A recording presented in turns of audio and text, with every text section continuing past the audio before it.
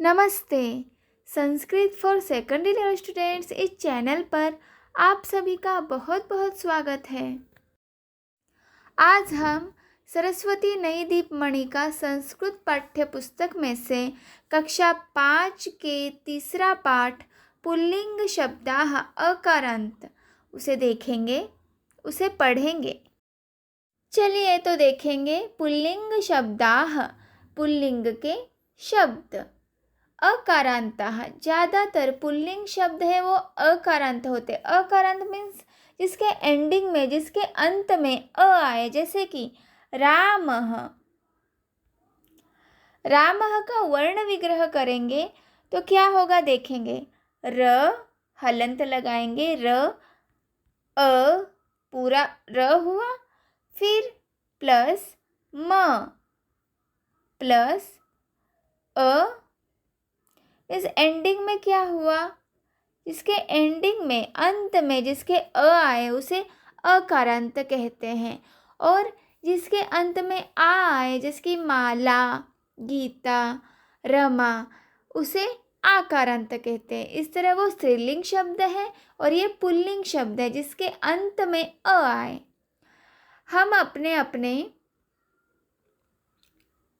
आसपास अनेक प्राणियों को देखते हैं। कौन कौन से प्राणी देखते हैं? तो घोड़ा, कुत्ता, बिल्ली, ऐसे अनेक प्राणियों को देखते हैं। जाति के अनुसार उनके स्त्री या पुरुष होने का बोध ही लिंग कहलाता है। जैसे कि वो स्त्रीलिंग ही है। लिंग मीन्स क्या? तो जाति। किसी की जाति जानना हो, वो कौन से, फीमेल है या मेल है, वो हमें देखना है, जेंडर देखना है, उसे कहते हैं लिंग। तो उनकी जाति कौन सी है, पुल्लिंग है या स्त्रीलिंग है, वह हमें बोध दिलाता है, उसे कहते हैं लिंग। तो आइए हम पुरुषवाची अकारांत शब्दों को जानें। पुरुषवाची मीन्स जिसमें पुरुष होने का बोध होता है। हाँ, उसके नाम पर से ही हमें ऐसे लगता है कि वो पुरुष होगा, पुल्लिंग होगा, उसे हम देखेंगे। संस्कृत में 3 लिंग होते हैं। लिंग मतलब जेंडर, पुल्लिंग, स्त्रीलिंग और नपुंसकलिंग। पुल्लिंग में जो लड़का होने का बोध देता हो, जैसे कि ये पुरुष है, वो भेद देता हो, वो हमें बतलाता हो, जैसे कि रामः, ऐसा बोध देता हो। जैसे कि देवः पुल्लिंग है तो उसे पुल्लिंग कहते हैं। और स्त्रीलिंग में जैसे कि राम, रमा, गीता, माला, हमें समझ में आ जाता है कि हाँ ये स्त्री है, तो स्त्रीलिंग होता है। और नपुंसकलिंग में जैसे कि कुछ शब्द ऐसे होते हैं जो नपुंसकलिंग होते हैं, जैसे कि वन, वन मीन्स जंगल, ऐसे शब्द होते हैं जो नपुंसकलिंग होते हैं, उसे स्त्रीलिंग या पुल्लिंग में नहीं जोड़ा जाता, तो ऐसे शब्दों को नपुंसकलिंग कहते हैं। आइए हम देखेंगे कुछ उदाहरण। वानरः, ये एक वानर है, उसे कहते हैं बंदर, जो पुल्लिंग है। पुल्लिंग है वानरः क्योंकि अंत में उसे अ आया है। वानरः का वर्ण विग्रह करेंगे तो उसके अंत में अ आएगा। इस तरह वानरः पुल्लिंग में है। फिर कलिका आकारांत है, एंडिंग में आ आया है, कलिका आ, तो वो स्त्रीलिंग है, कलियाँ। हम हिंदी में भी कहते हैं कि कलियाँ, तो स्त्रीलिंग है। फिर फलम, वन की तरह फलम, फल, ये नपुंसकलिंग है। इस तरह जिसके अंत में अ आए वो पुल्लिंग, आ आए तो स्त्रीलिंग, और अंत में म आए, म का अंत हो, उसे कहते हैं नपुंसकलिंग। संस्कृत में वचन भी 3 होते हैं। वचन मीन्स कितने, एक वचन मीन्स एक, द्विवचन मीन्स 2 व्यक्ति, और बहुवचन मतलब बहुत सारे मीन्स 2 से ज़्यादा, 3 या 4 या 4 से भी ज़्यादा, बहुत सारे, हम ऐसा कह सकते हैं। हमारे हिंदी में या अंग्रेजी में सिर्फ 2 ही वचन होते हैं, जैसे कि एक वचन और बहुवचन। पर संस्कृत में तीन वचन होते हैं, एक वचन, द्विवचन और बहुवचन। एक वचन में एक व्यक्ति, द्विवचन में दो और बहुवचन में दो से ज़्यादा, बहुत सारे। यहाँ पे एक वचन में पुल्लिंग शब्द दिया गया है, पुल्लिंग। छात्रः अकारांत है, इसलिए एक वचन में छात्रः ये अकेला है, इसलिए छात्रः। यहाँ पे विसर्ग है, इसलिए छात्रः। उसके बाद द्विवचन में दो छात्र, छात्रौ। छात्रौ का अर्थ होता है दो छात्र, दो विद्यार्थी। यहाँ छात्रः का अर्थ होता है एक विद्यार्थी। ये एक विद्यार्थी, ये दो विद्यार्थी। छात्राः मीन्स दो से ज़्यादा विद्यार्थी, छात्राः बहुवचन है, दो से ज़्यादा विद्यार्थी मीन्स 3, 4, 5 चाहे जितने हो सकते हैं। अब हम देखेंगे अकारांताः पुल्लिंग शब्दाः। अकारांता, अकार अंत, जिसके अंत में अकार आए, जिसके अंत में अ आए, ऐसे पुल्लिंग शब्द, ऐसे पुरुषवाची शब्द कौन कौन से हैं हम देखेंगे कैसे आते हैं।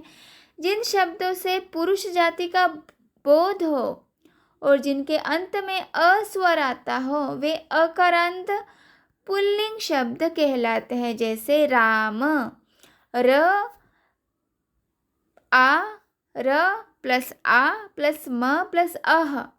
बालक अंत में क्या है अ, उसके बाद बालक के अंत में क्या है वो भी अ ही है। इसलिए जिसके अंत में, जिन शब्दों के अंत में जब वर्ण विग्रह किया जाता है तो अंत में अ आए तो उसे अकारांत कहा जाता है।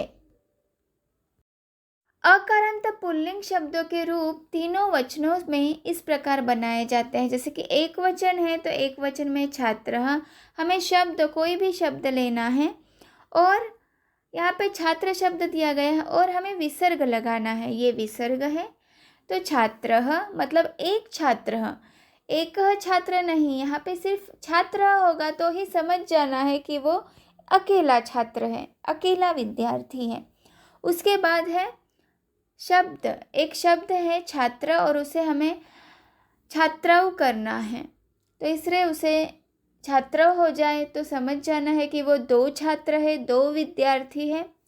उसके बाद है छात्राः, तो छात्राः होगा तो समझ जाना है कि वो बहुत सारे, दो से ज़्यादा छात्र हैं, विद्यार्थी हैं।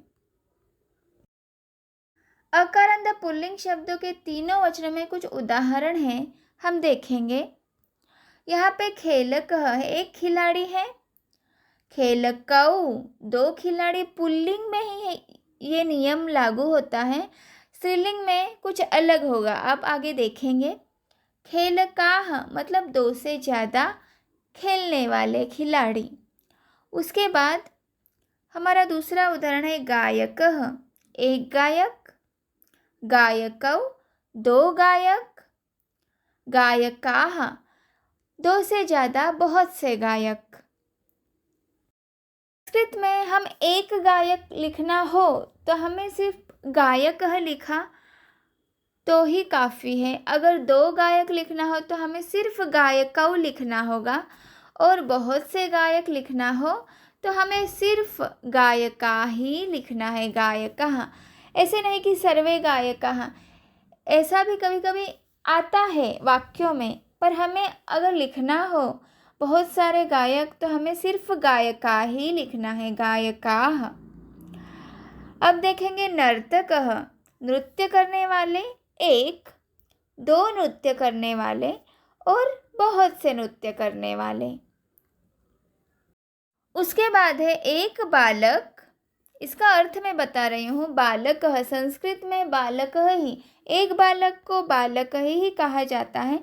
दो बालक होंगे तो बालकौ कहते हैं, और बहुत से बालक होंगे, दो से ज़्यादा बालक होंगे तो उन्हें कहते हैं बालकाः। और भी कुछ उदाहरण दिए हैं, एक वचन, द्विवचन, बहुवचन एक, द्विवचन में दो, बहुवचन में बहुत से, दो से ज़्यादा।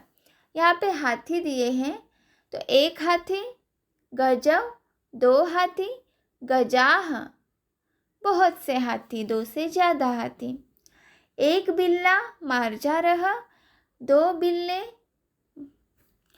मार्जारौ, बहुत से बिल्ले, मार्जाराः।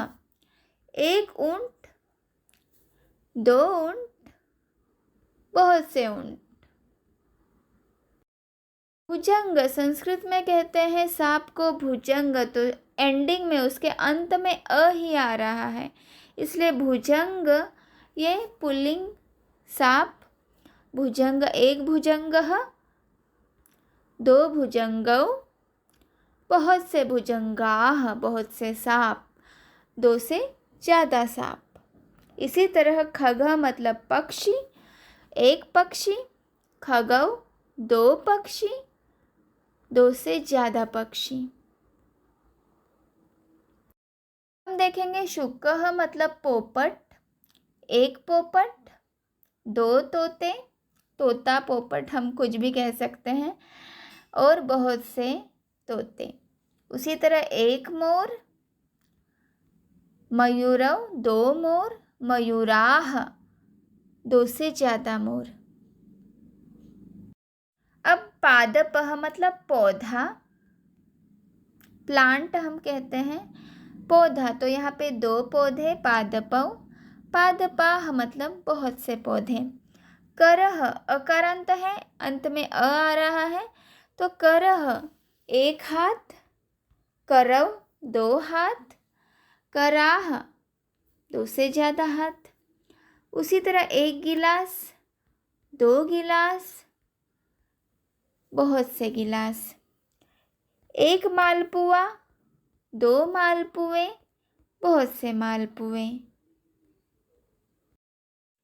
उसके बाद एक घड़ा, दो घड़े, बहुत से घड़े। एक बादल, दो बादल, बहुत से बादल। एक तारा, दो तारे, बहुत से तारे। इस तरह पुल्लिंग शब्द जिसके अंत में अ आता हो उसे कहते हैं पुल्लिंग शब्द। अकारांत पुल्लिंग शब्द, अकारांत पुल्लिंग शब्द के कुछ अन्य उदाहरण भी यहाँ पे दिए गए हैं, हम देखेंगे। पुस्तकालयः, पुस्तकालयः, पुस्तकालयाः। इसी तरह अन्य उदाहरण भी है। वृक्षः, नृपः, मृगः, एक वृक्ष, एक राजा, एक हिरन, एक घोड़ा, एक भालू, एक गधा, एक बगुला, एक बत्तख, एक सिंह, एक पर्वत, एक झरना और एक वृद्ध। इस तरह सभी के अंत में अ है, इसलिए उसे कहते हैं अकारांत पुल्लिंग शब्द। यहाँ पर शब्दों के अर्थ दिए गए हैं, आप देख सकते हैं सभी का अर्थ यहाँ पे दिया गया है। अब हम अभ्यास कार्य देखेंगे। प्रदत्तान शब्दान वचनानुसारेण विभाजनम कुरुत। अभी दिए गए शब्दों को हमें वचन के अनुसार विभाजित करना है, अलग करना है। जैसे कि एक वचन दिया है, द्विवचन और बहुवचन, ऐसे तीन वचन दिए गए हैं। तो एक वचन को हमें विसर्ग लगाना है, एक शब्द है उसे विसर्ग लगाना है। विसर्ग मतलब जो दो बिंदु होते हैं अंत में उसे विसर्ग कहते हैं, तो उसे ही लगाना है। तो कुछ शब्द है यहाँ पे विसर्ग वाले, देखेंगे। नृपः, नृपः ये विसर्ग वाला शब्द है, मतलब वो एक वचन है। पर्वतः, गजः, नृपः, पर्वतः, गजः, वृक्षः। फिर पादपः।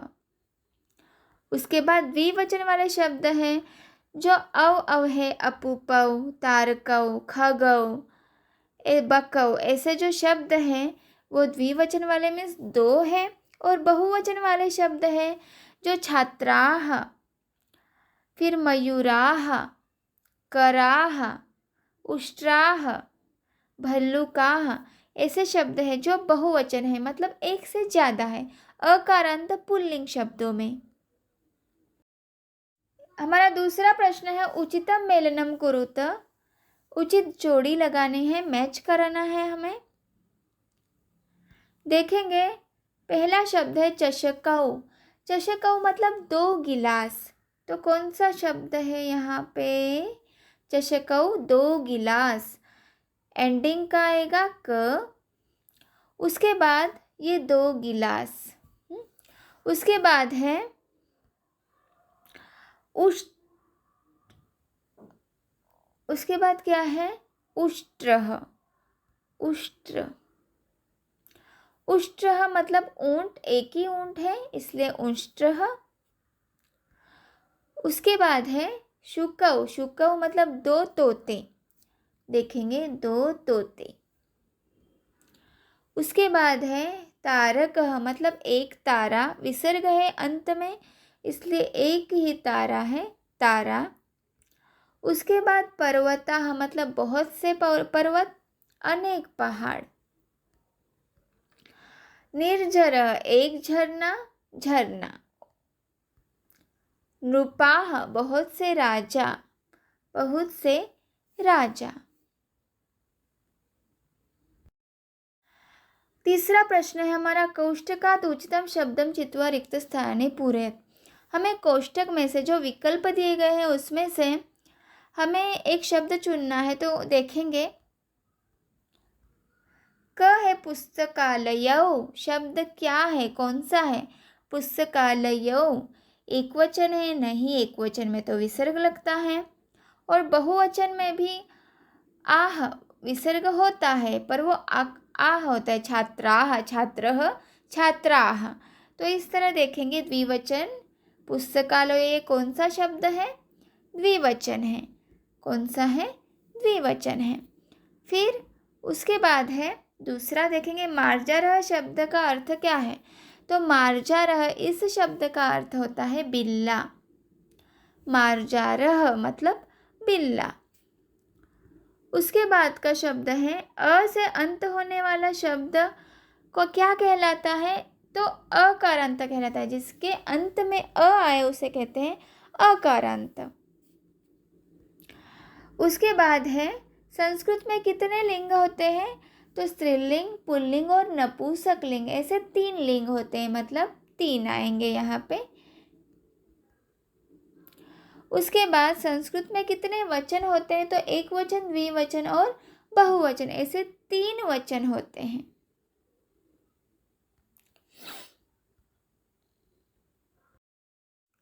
उसके बाद का चौथा प्रश्न देखेंगे, संस्कृतेन लिखत। हमें संस्कृत में लिखना है।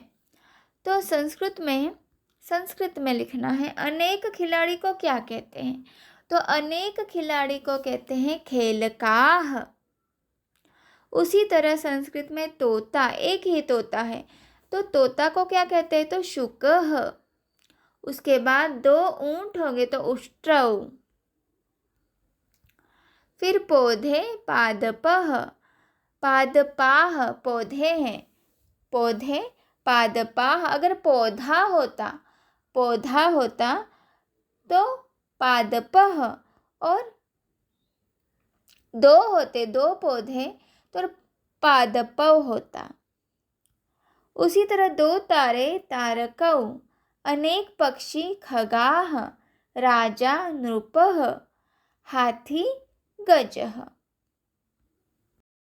5वां प्रश्न है, असंगतम शब्दम चिनुत। असंगतम में जो अलग है, जो मैच नहीं हो रहा, वो ग्रुप है उसमें अलग दिख रहा है, ऐसे शब्द जो असंगत है उसे देखेंगे हमें। उदाहरण दिया गया है, मेघः नदी, सरोवरः पर्वतः, निर्झरः।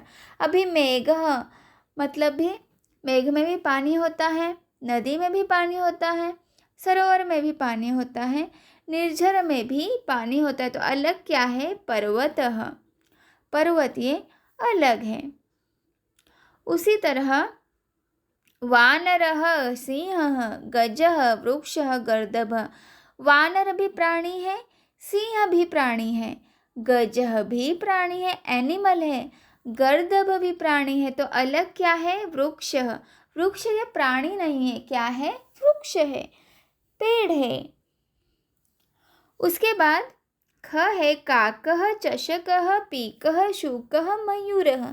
काकः मतलब कौवा, पीकः मतलब कोयल, शुकः मतलब तोता और मयूरः मतलब मोर।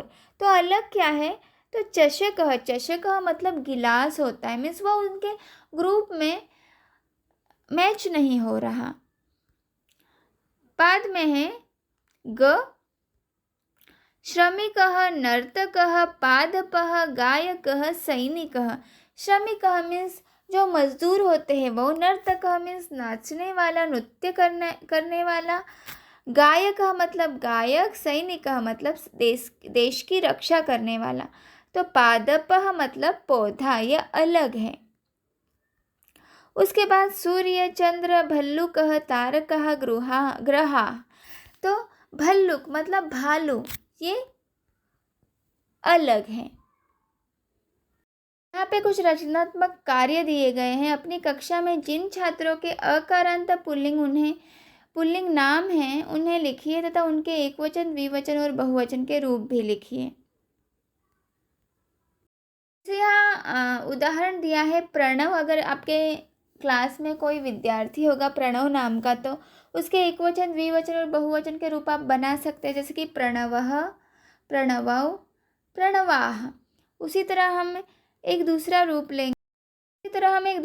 लेंगे, जैसे कि देवः, देवौ, देवाः। एक वचन, द्विवचन और बहुवचन। अब यहाँ पे दिए गए हैं निम्नलिखित शब्दों के चित्र बनाकर उनमें रंग भरिए। तो अगर यहाँ पे दिए गए हैं चषकौ, चषकौ मतलब 2 गिलास। ओके, चषकौ। अगर चषक होता तो हमें एक ही गिलास बनाना पड़ता, पर यहाँ चषकौ हो मतलब 2 गिलास। सूर्य, अभी एक ही सूर्य हमें बनाना है, सूर्य।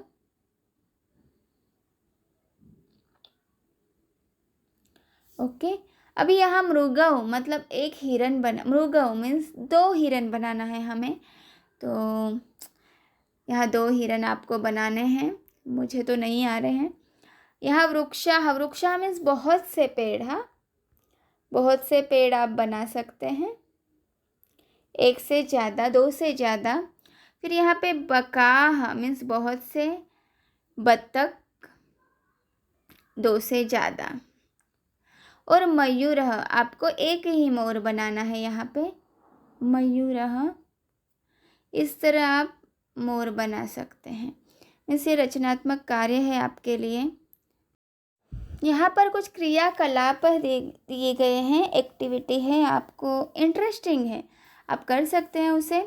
यहाँ पे दिया गया है अपूप, अपूप है यहाँ पे।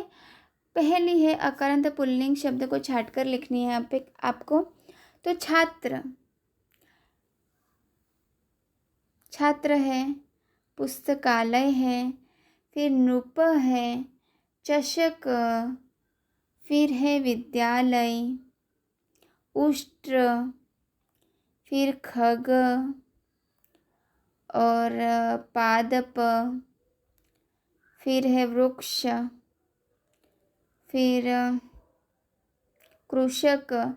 इस तरह बहुत से शब्द हैं, अगर आप ढूंढेंगे तो आपको मिल जाएंगे।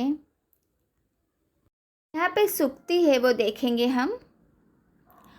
उद्यमेन हि सिद्ध्यन्ति कार्याणि न मनोरथैः, न हि सुप्तस्य सिंहस्य प्रविशन्ति मुखे मृगाः। यहाँ पर इसका अर्थ है परिश्रम करने से ही कार्य पूरे होते हैं, मात्र इच्छा करने से नहीं होती। मतलब अगर हम परिश्रम करेंगे तो ही हमें फल की प्राप्ति होगी। कोई भी कार्य करना हो तो हमें परिश्रम करना ज़रूरी होता है। सिर्फ इच्छा करने से कि नहीं मैं अभी करूँगा और मैं अपने आप वो काम हो जाएगा, ऐसा नहीं होता। जैसे कि एक उदाहरण है, न ही सुप्तस्य सिंहस्य प्रविशन्ति मुखे मृगाः। मतलब जो सोया हुआ जो सिंह होता है उसके मुंह में अचानक से जो हिरण है वो प्रवेश कर जाता नहीं है। उसे अपने खाने के लिए उसे दौड़ना पड़ता है, उसका शिकार करना पड़ता है, उसके बाद ही वो उसके मुंह में जाता है, मतलब हिरन उसके मुंह में जाता है। इस तरह हमें हमेशा काम करना चाहिए, मेहनत करनी चाहिए, तो ही हमें मेहनत का फल मिलता है। अगर आप अच्छी तरह मेहनत करेंगे तो ही आपके अच्छे मार्क आएंगे। इस तरह thank you for watching. Please मेरे चैनल को सब्सक्राइब कीजिए, लाइक कीजिए और कमेंट कीजिए। Thank you.